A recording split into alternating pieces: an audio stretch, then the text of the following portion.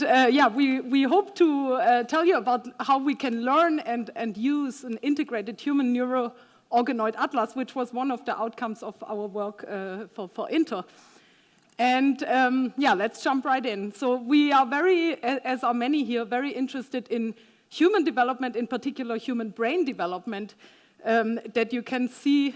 So yeah, human brain development that you see here at the top, that starts from a single cell, and over the course of months and of course years to follow after that, a complex human organism develops with all kinds of different organs. Within all the organs, each of the organs, the differentiation of cell fates is orchestrated in a very intricate way. And this is what we are very interested in, understanding how stem cells, through a lot of intermediate stages, give rise to mature differentiated cell types. And our major focus is on the brain, and that's what we will highlight here today, which the development starts from the neural tube. That is a quite simple structure with a single layered neuroepithelium that over the course of days and weeks and months becomes more and more complex and folds into what we know as a mature brain.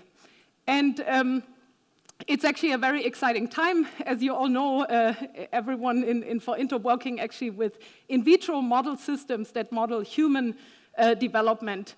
And so we really want to harness this power of these pluripotent stem cells that we can generate from skin or blood cells of any of us, and then model development in the dish. And of course, we can make cell types in two-dimensional cultures in vitro, all kinds of different cell types that compose our body, but we can also use the self-organizing capacity of the stem cells to grow three-dimensional tissues in vitro, these so-called organoids. And this is what we are most excited about. Organoids can model the development of a healthy individual, but also the development of a diseased individual. And so they are really avatars for both healthy and diseased development and general human biology.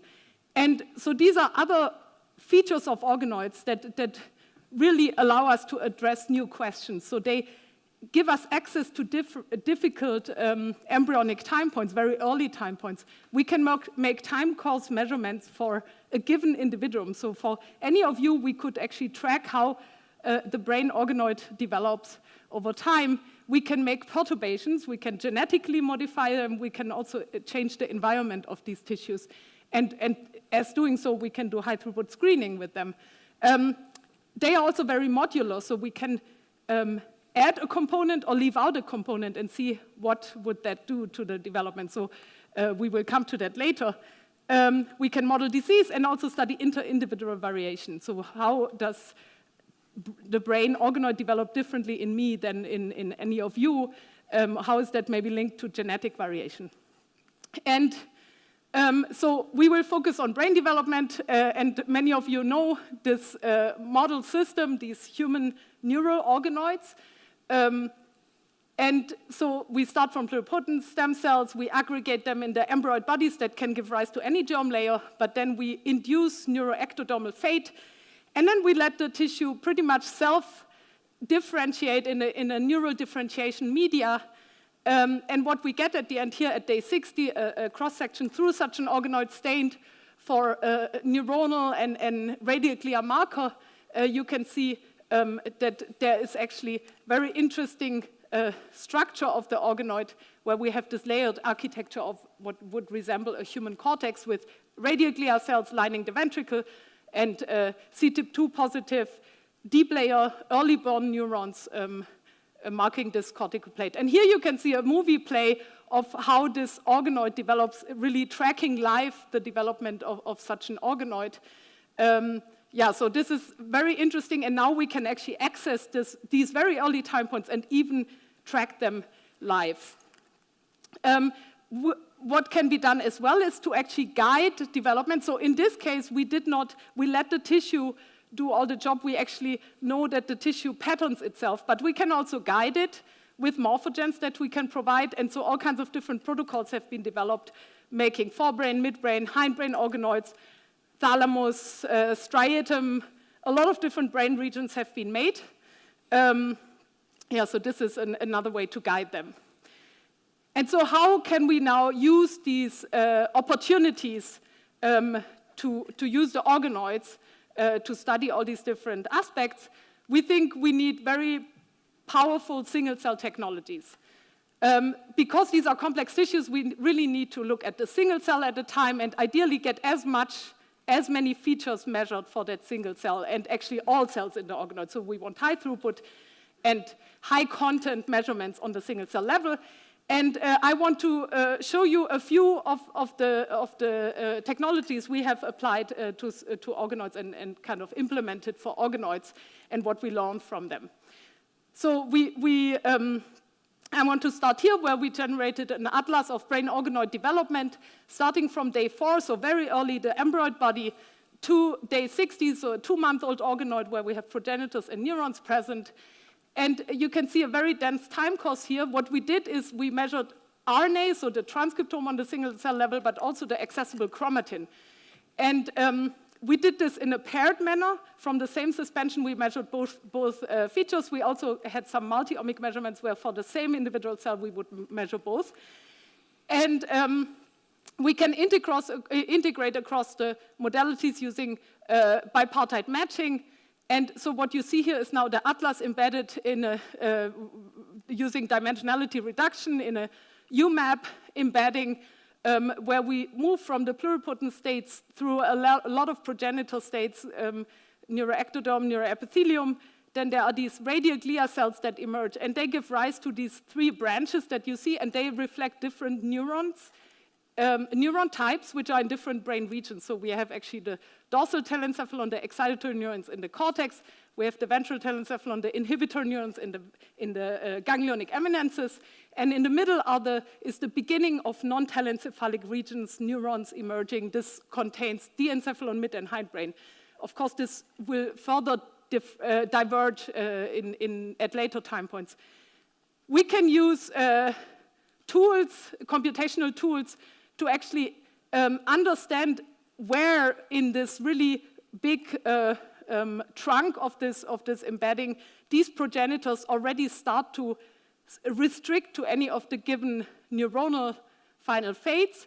And so this is what you can see here now in a high-resolution clustering-based embedding in a force-directed graph, where you see how the neuroepithelium is first getting patterned along the AP axis. So we have telencephalon as the anterior and non-telencephalon as posterior part.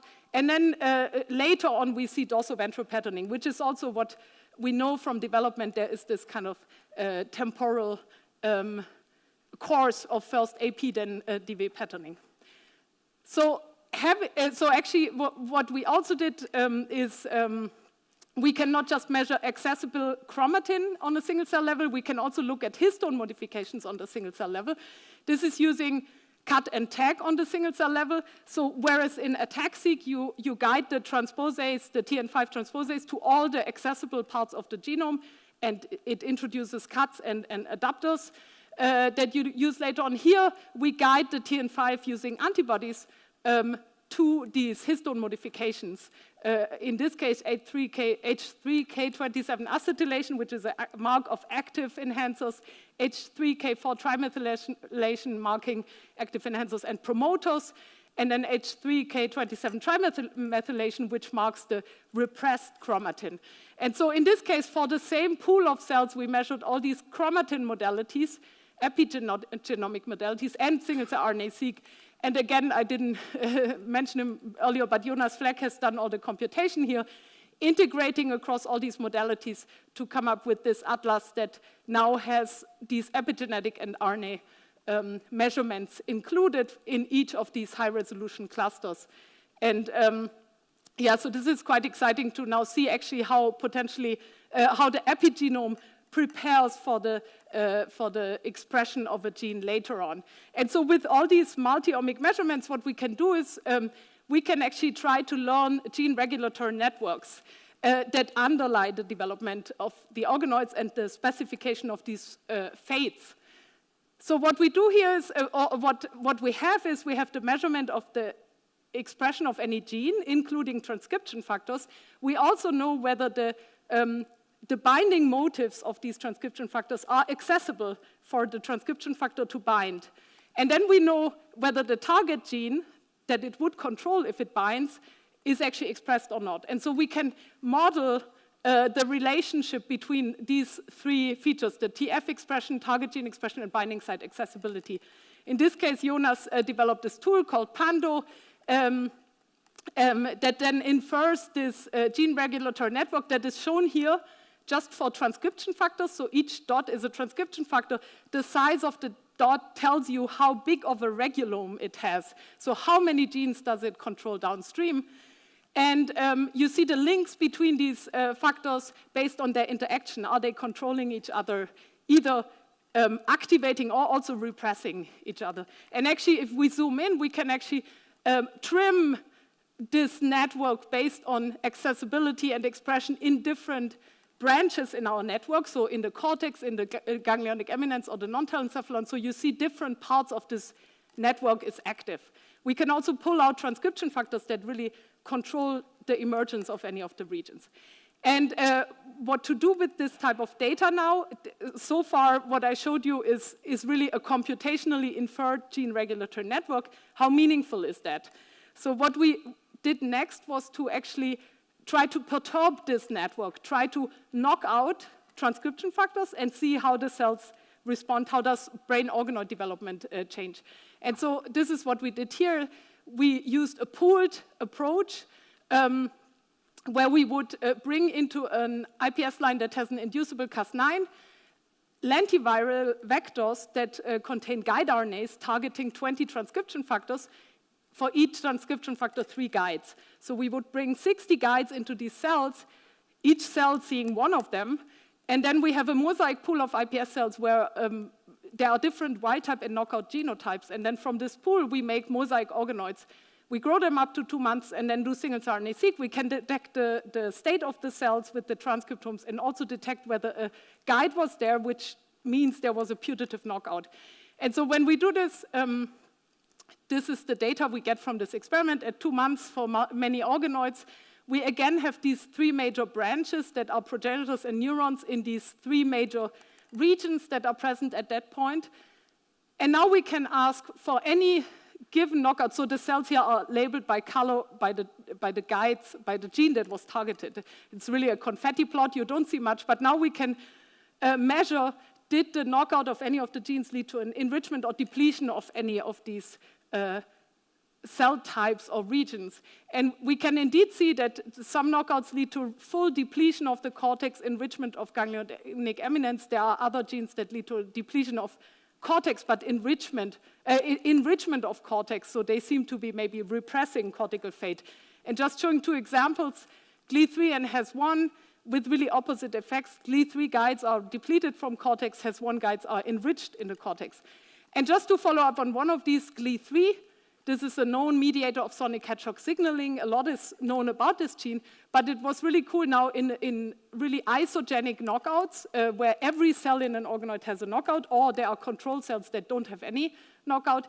We can, in fact, confirm that really GLI3 knockout leads to a full depletion of cortex. You don't have any cortical cell there. And this is now going back to early work in the mouse, where a GLI3 knockout leads to, indeed, to a malformation of the cortex, and you have these DLX-positive ventral cells in the cortical regions. And what we can see here is very well fitting this, and it tells us in this human organoid system we can really study human developmental biology, and we can now say that indeed also in humans GLI3 is required for these cortical cells to emerge, and it's nice to see that we can use organoids for these studies.